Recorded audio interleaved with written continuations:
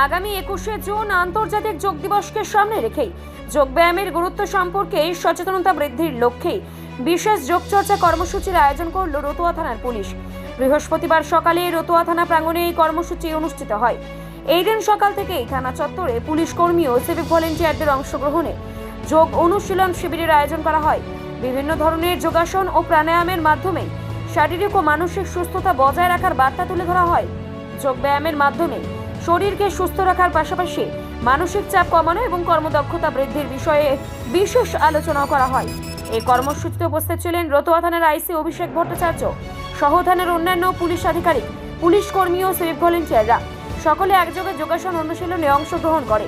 Police প্রশাসনের পক্ষ থেকে জানানো হয়, আন্তর্জাতিক যোগ দিবস উপলক্ষে সাধারণ মানুষের মধ্যেও যোগ চর্চার গুরুত্ব তুলে ধরতেই এবং সুস্থ জীবনযাপনের বার্তা পৌঁছে দিতেই এই উদ্যোগ গ্রহণ করা হয়েছে। যোগব্যায়ামকে দৈনন্দিন জীবনের অংশ করে তোলার আহ্বানও জানানো হয় কর্মসূচি থেকে।